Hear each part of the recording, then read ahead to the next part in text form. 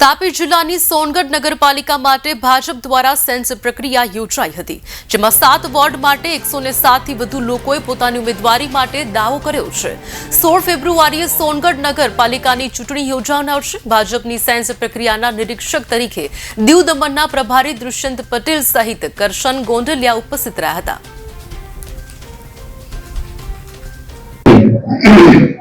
ગુજરાતમાં 16મી ફેબ્રુઆરીએ 75 જેટલી નગરપાલિકાની ચૂંટણીઓ યોજાવા જઈ રહી છે। એના ભાગરૂપે સોનગઢમાં હું દુષ્યંત પટેલ અને સુરતથી અમારા મિત્ર કરશનભાઈ ગોંડલિયા એ અહીંયા નિરીક્ષક તરીકે આવ્યા છે। આજે સવારથી જે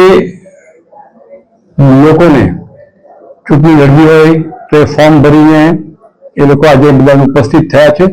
લગભગ 7 વોર્ડ જોઈએ તો લગભગ 107 ઉમેદવારોએ પોતાની ઉમેદવારી નોંધાવી છે।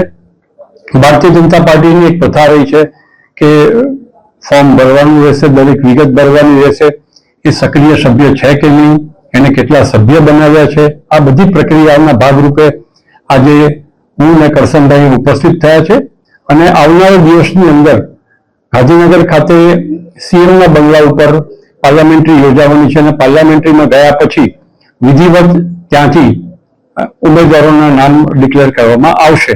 તો એના ભાગરૂપે આજે મારે અને કરશનભાઈને અહીં ઉપસ્થિત રહ્યા હતા।